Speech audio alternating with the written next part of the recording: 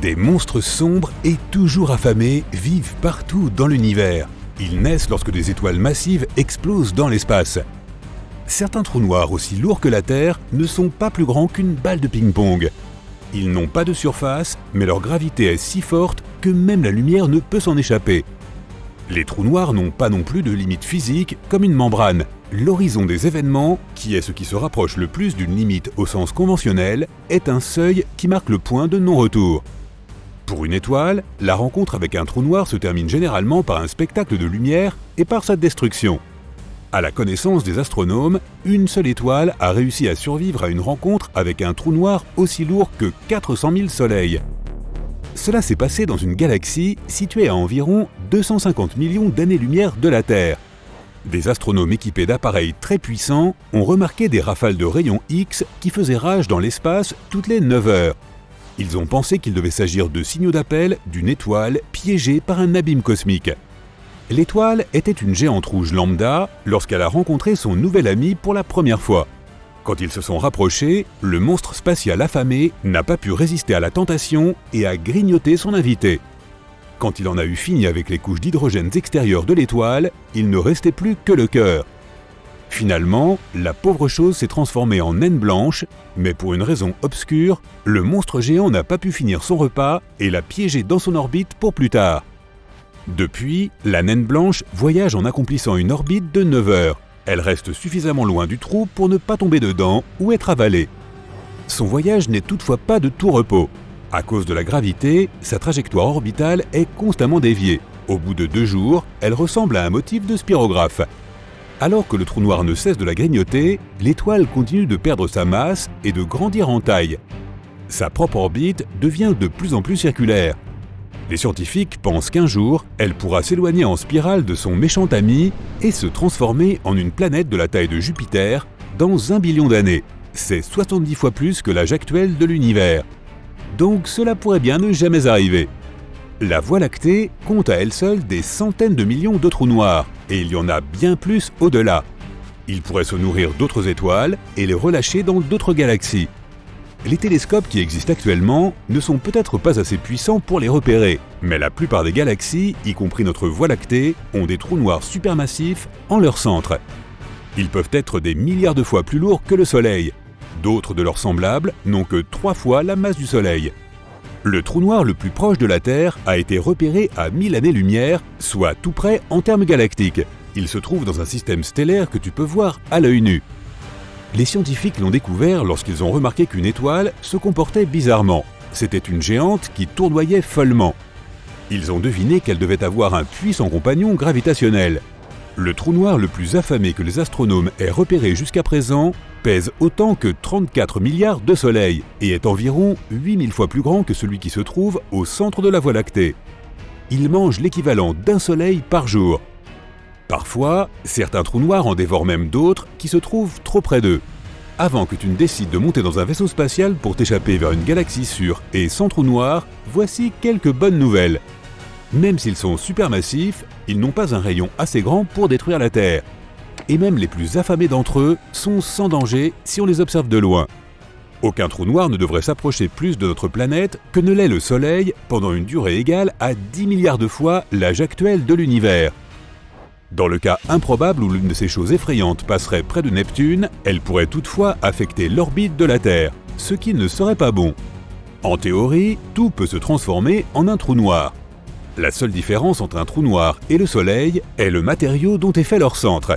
Il est incroyablement dense dans ces monstres de l'espace. En réalité, il n'y a qu'une seule façon connue de créer un trou noir. Il faut un effondrement gravitationnel d'une étoile supermassive de 20 à 30 fois la masse du Soleil. Ainsi, le Soleil ne se transformera absolument jamais en un trou noir. Mais si cela se produisait et que l'ancienne étoile conservait sa masse, elle aurait toujours la même puissance gravitationnelle. La Terre continuerait à tourner autour d'elle et ne serait pas attirée. Son orbite resterait également identique. Le seul énorme problème serait le manque de lumière solaire. En réalité, le Soleil n'est pas assez massif pour une telle transformation et finirait par devenir une naine blanche. Un trou noir ne mangera jamais une galaxie entière pour son déjeuner. Il y a environ 400 milliards d'étoiles dans la Voie lactée. Mais seulement 0,1% de toutes les étoiles qui se forment finiront par devenir des trous noirs. Le monstre supermassif perpétuellement affamé, qui se situe en plein milieu d'une galaxie, a une portée gravitationnelle impressionnante. Mais même cela ne serait pas suffisant. Il a déjà mangé la plupart des étoiles qui étaient proches de lui. Il pèse déjà l'équivalent de plusieurs millions de soleils, de sorte qu'il ne peut pas grandir beaucoup plus, même s'il continue à grignoter des étoiles semblables à des soleils. Les galaxies continueront à se heurter les unes aux autres et les trous noirs à grandir et à fusionner. Mais comme l'univers est déjà énorme et qu'il continue de s'étendre, ces collisions et fusions ne dureront pas éternellement. Les trous noirs voyageront dans cet immense espace comme des étoiles errantes. Ils ne seront même pas capables de manger la matière noire à la périphérie des galaxies. Finalement, tous les trous noirs périront, mais cela se produira dans très longtemps.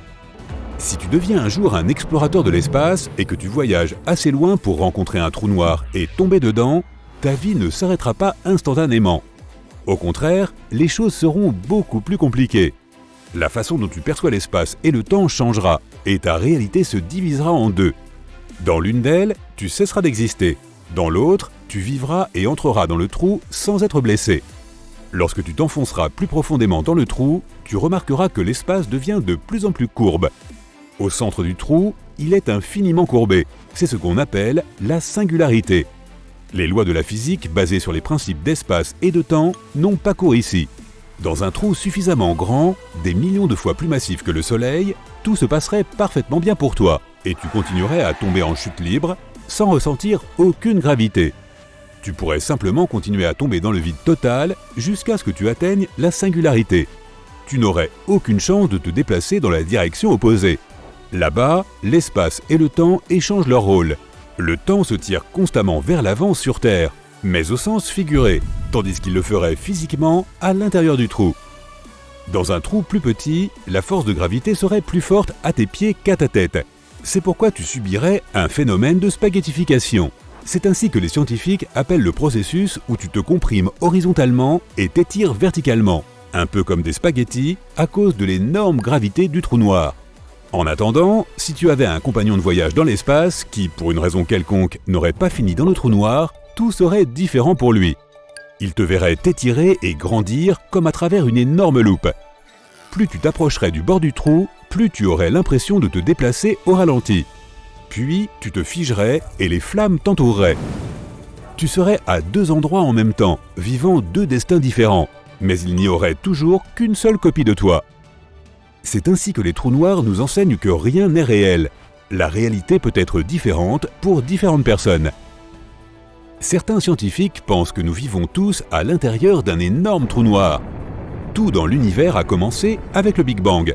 Mais selon une théorie, il y avait aussi quelque chose avant cela. C'était une graine super dense qui concentrait toute la masse et l'énergie de l'univers, à peu près aussi lourde qu'1 milliard de soleils. Elle était 1 billion de fois plus petite que toute particule observable par les humains. Cette graine pourrait être née à l'intérieur d'un trou noir. Si l'on admet l'idée qu'il y a plus d'un univers, les trous noirs pourraient aussi servir de portail entre ces univers. Cela pourrait être comme une racine que deux arbres se partagent. Tu ne peux pas voir un trou noir directement car ils n'émettent aucune lumière.